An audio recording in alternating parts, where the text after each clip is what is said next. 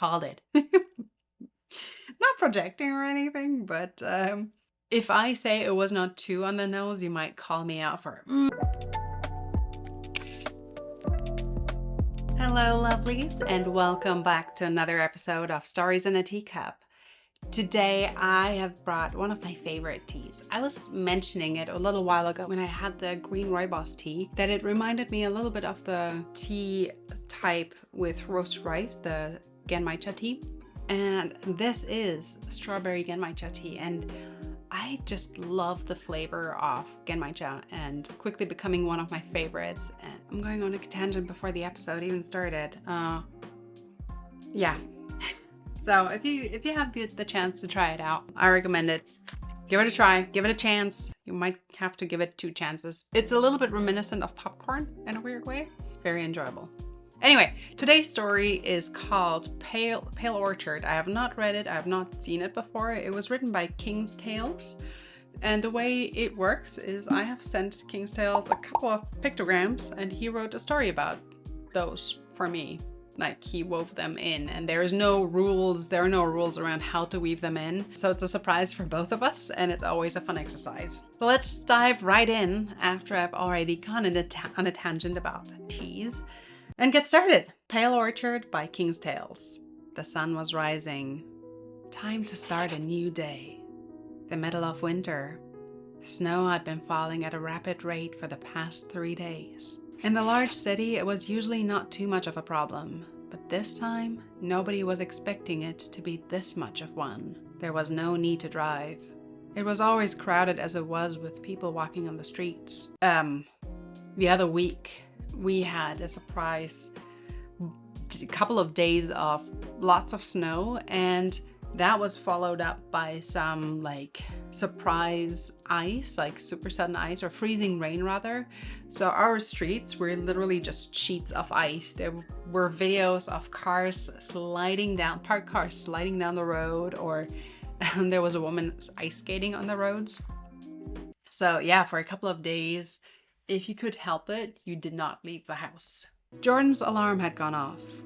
He lifted the sheets off of him with his left arm as he reached over to hit the alarm. It was time. After taking a few minutes to sit up, trying to wake up, he knew it was time to go wake up Hannah. Hannah, it's time. Wake up, Jordan said to himself, yawning, without thinking before he even finished walking to Hannah's bedroom door.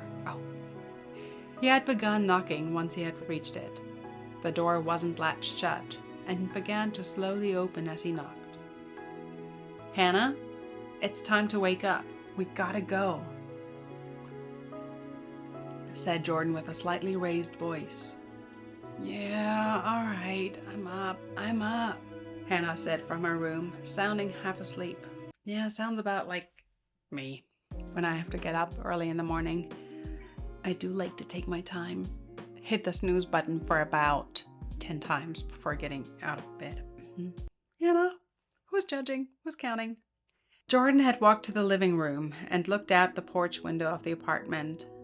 Summer was both Jordan's and Hannah's favorite time of the year. They had a hive of bees that had taken home on their porch last summer. I miss those little guys, Jordan said to himself as Hannah was walking up behind him. Huh? Miss who? Asked Hannah as she was rubbing her eyes. The little bees we used to have. Sucks management made us get rid of them, said Jordan, turning his head to look at Hannah. Yeah, I know. Who knows though, maybe they'll be back next year, said Hannah. She then shrugged. Hurry up and get ready. It's not gonna take me long, Hannah told Jordan. All right. Sheesh, always so bossy. I'm the older one, you know? Hannah laughed. Like, that'll make me want to be less sassy, old man. Originally, I wanted to read less messy.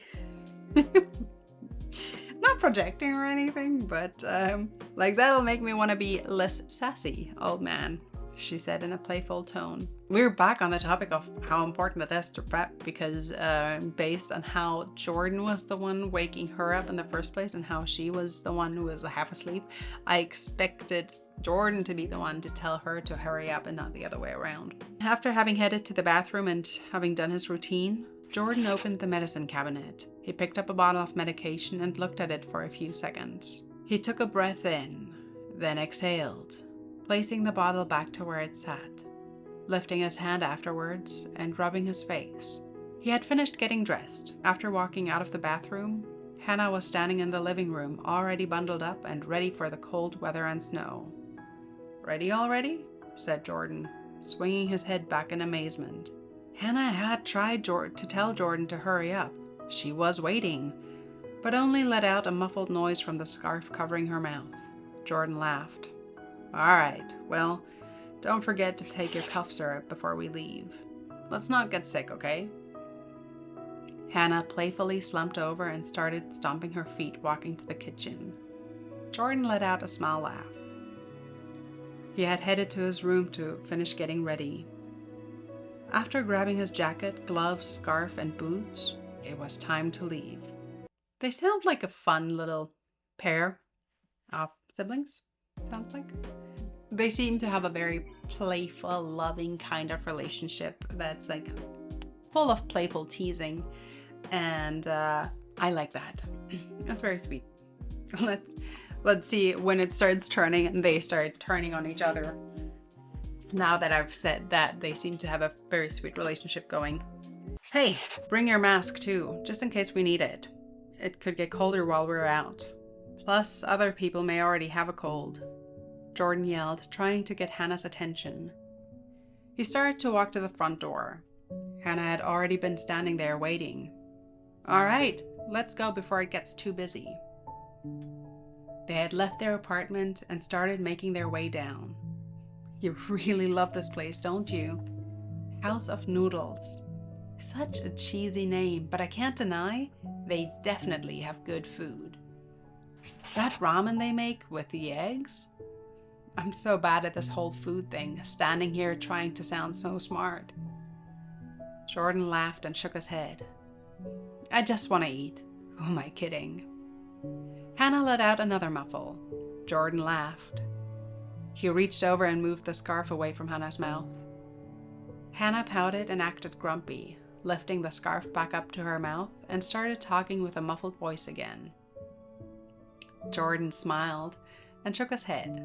He heard his phone go off from a text message. He briefly looked down at his phone. "From Mom. How have you been?" The elevator shook as it stopped after reaching the main floor. As the door opened, Jordan was finishing putting his phone back in his pocket. He looked over to check to see if Hannah was ready to start walking. She wasn't standing in the elevator, but had already left. "Always on the move, aren't you?" Jordan said with a smile. After walking out of the elevator, he rushed to the front doors. Hannah was standing outside the front door of the apartment building, holding her arms stretched out, catching snowflakes. After having had exited the building himself, the two of them started to walk and make their way to the restaurant. During their walk, Jordan had begun reminiscing about him and Hannah. Old memories from when they were kids, all the crazy things Mom and Dad did that they found to be funny. All of their birthdays, times they got in trouble, times they got away with what they shouldn't have. He never wanted to let go of the memories and cherished them. I'm gonna make a wild guess. Like I said, I haven't read it before. I am going to say that his sister passed away, Hannah passed away, and he is going back to her favorite place to catch all the memories of her. And what we're seeing are the memories of her because he misses her so much. And the idea of how fast Hannah keeps switching between the locations. I know I'm really bad at spoiling things. But since I haven't read it, it's more theorizing. But I'd say Hannah is a figment of imagination and not real. And it could be either that she is his real sister, or was his real sister and passed away, or that she has always been imaginary. Let's see. After a walk down memory lane, they had finally arrived. Oh, and her muffled voice also is like, since she always speaks with a muffled voice, and like you don't really have a conversation with a muffled voice as much, that's also kind of an indicator that something is off. It was time to eat. Jordan and Hannah had went to the front counter to go and place their orders. Jordan moved up first and stood in front, while Hannah stood behind him off to his side. The cashier and server had walked up to the cash register. "Welcome, what can I get for you?" he said with a welcoming tone. "Hey, I'll get a steamed chicken with chili sauce and a beef brisket noodle soup," said Jordan while looking up at the menu. "Coming right up. Sounds like a special lunch. I'll be right with you. Should only take 15 minutes. Please take a seat," said the server. Jordan turned around and saw Hannah had already made her way to a table. He walked over and sat down with Hannah while they waited for their food. "Sorry, Mom texted me and I forgot to reply back. You know I don't like making her wait." Hannah looked at Jordan. "Yeah, trust me, I know. Wish I didn't ever have to," said Hannah. "How have you been holding up? Have you been okay?" read the text. Oh, that's a real text. Okay. "How have you been holding up?" I thought Hannah was mocking her mom because it was written in a single quotation mark, and with that, I always think it's like someone else quoting someone else within active speech. Anyway, so real text, not mocking. "How have you been holding up? Have you been okay?" read the text. "Yeah, I've been fine. You don't have to worry. I'm just out with Hannah grabbing some food," he replied back. After having put his phone back in his pocket, Jordan and Hannah started bantering back and forth.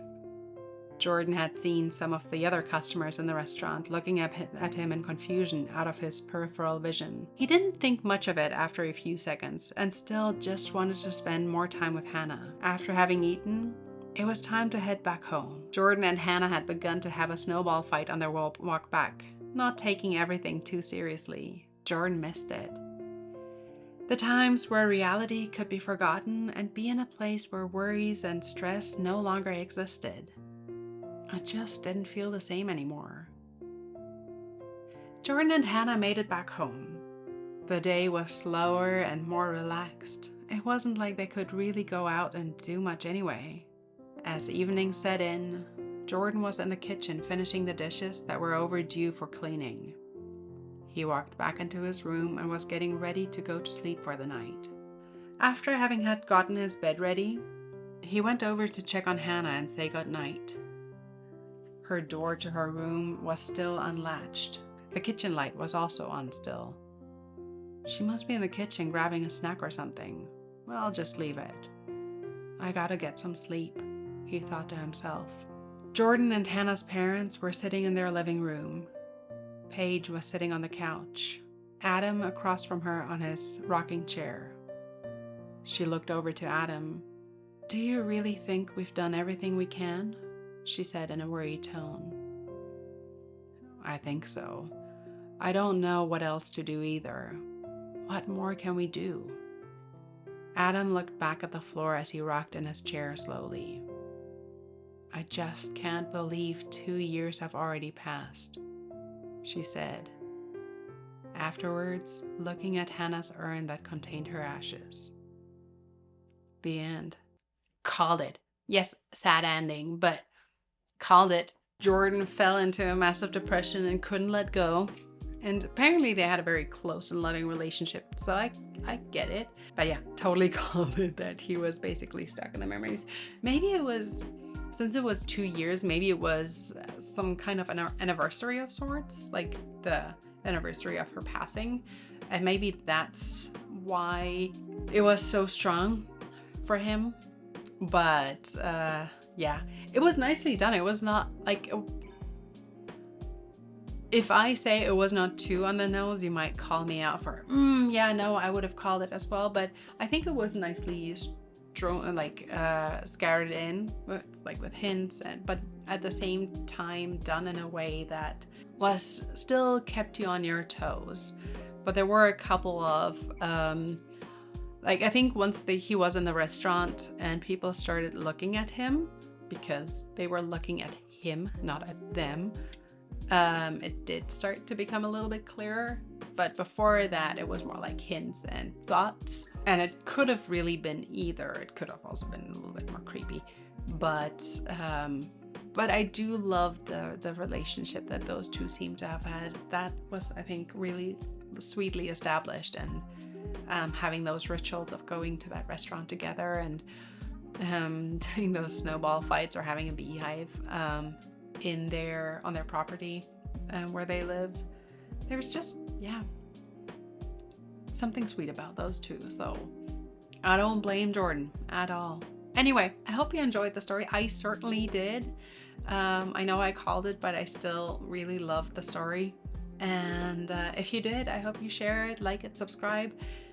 And stay safe, stay hydrated, enjoy your teas, and read a story or two. And see you until next time.